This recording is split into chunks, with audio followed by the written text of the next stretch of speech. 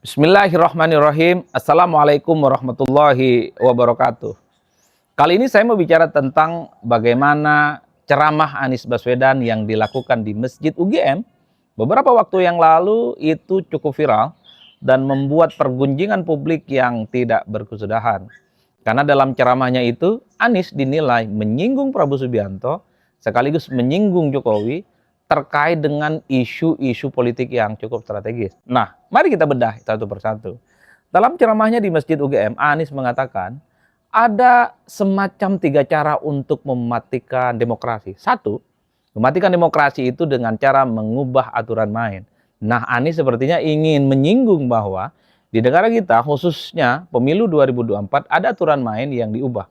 Tentu melalui putusan Mahkamah Konstitusi. Dan itu terjadi di era Pak Jokowi jadi presiden, di mana seseorang yang tidak cukup umur terkait dengan calon presiden dan wakil presiden, tiba-tiba bisa maju dan kemudian memenangkan pertarungan. Itu yang disebut oleh Anies sebagai cara untuk mematikan demokrasi. Ketika Anies bicara ini tentu yang dituding itu adalah Jokowi, bukan presiden yang lain. Yang kedua, cara mematikan demokrasi itu adalah menghilangkan atau mengeliminasi para kompetitor dan para pesaing. Jadi para lawan-lawan politiknya itu disingkirkan. Tentu Anies ingin bercerita tentang dirinya yang tidak bisa maju di Pilkada Jakarta 2024. Padahal Anies adalah sosok yang popularitas dan elektabilitasnya paling mentereng sampai Sidratul Muntaha. Tapi semua partai politik itu memang tak satu pun yang rela kemudian memberikan dukungan politiknya kepada Anies Baswedan. Even Nasdem, even itu PKS, even itu PKB yang sempat bersama di Pilpres.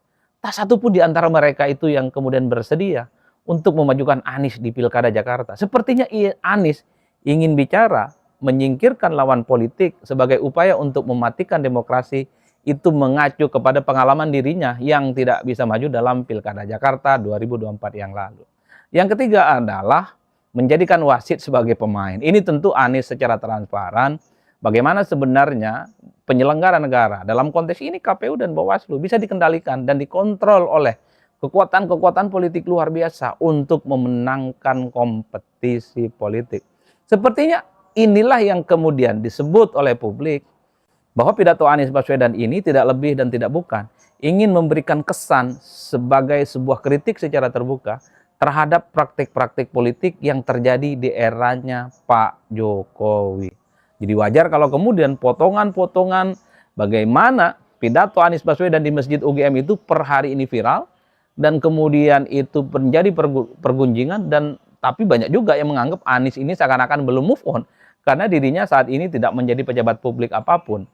Tapi terlepas dari itu, ketika Anies menyebutkan 3 cara untuk membunuh demokrasi, itu adalah dengan cara memberikan kritik secara terbuka kepada Pak Jokowi. Itu kritik kepada Pak Jokowi. Nah, yang kedua, dalam ceramahnya di Masjid UGM itu, Anies juga menyinggung bagaimana terkait dengan pendidikan. Kata Anies, pendidikan itu bukan hanya soal makan bergizi gratis.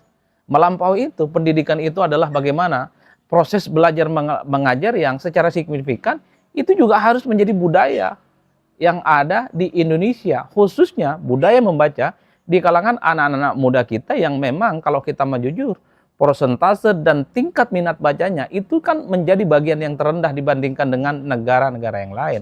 Jadi wajar kalau kemudian pidatonya Anies ini dianggap oleh publik sebagai upaya untuk mengkritik bagaimana kebijakan program makan bergizi gratis yang dilakukan oleh pemerintah saat ini, dalam hal ini adalah Prabowo Subianto, itu dinilai terlampau simplistis dan bukan satu-satunya solusi untuk menyelesaikan persoalan pendidikan di Indonesia.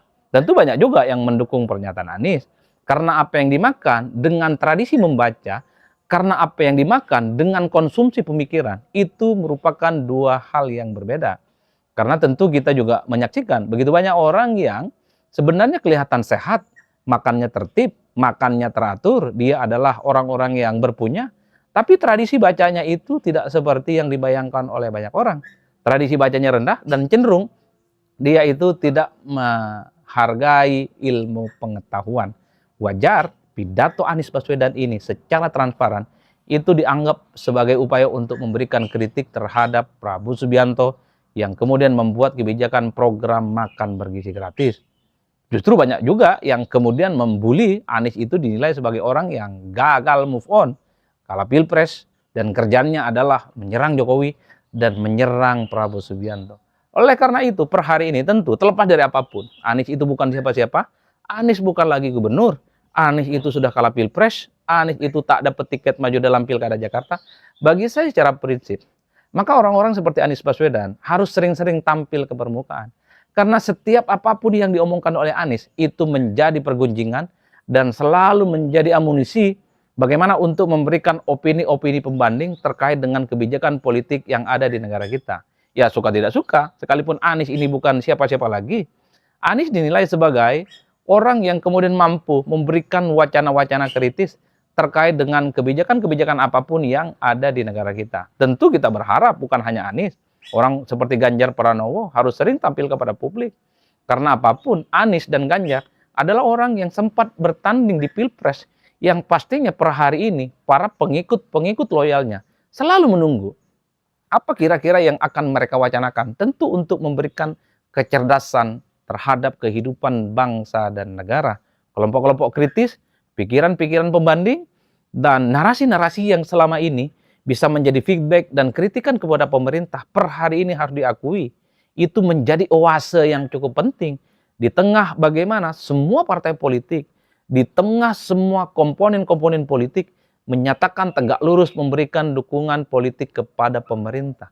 Maka salah satu yang paling banyak ditunggu oleh publik adalah pidato-pidato politik terbuka yang dilakukan oleh Anies seperti di Masjid UGM, atau pidato-pidato politik yang mungkin dilakukan oleh Ganjar di berbagai tempat, itu harus sering simultan dilakukan.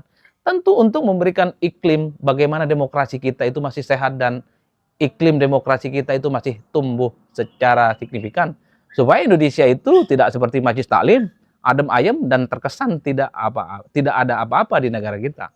Padahal kita tahu dengan adanya kelompok-kelompok kritis semacam ini, tokoh-tokoh yang selalu muncul dengan pikiran-pikiran yang tajam, tentu harapan terbesarnya konstruksi pembangunan Indonesia di masa-masa yang akan datang ini semakin mantap. Tujuannya adalah supaya pembangunan politik, pembangunan ekonomi, dan pembangunan hukum dan demokrasi itu sesuai dengan harapan di masa-masa yang akan datang. Jadi tentu publik itu mensupport apa yang disampaikan oleh Anies ataupun Ganjar ataupun pihak-pihak lain tokoh penting di negara kita untuk tidak lelah memberikan masukan, memberikan kritikan secara konstruktif supaya ada pembenahan membangun Indonesia menjadi Indonesia yang berjaya.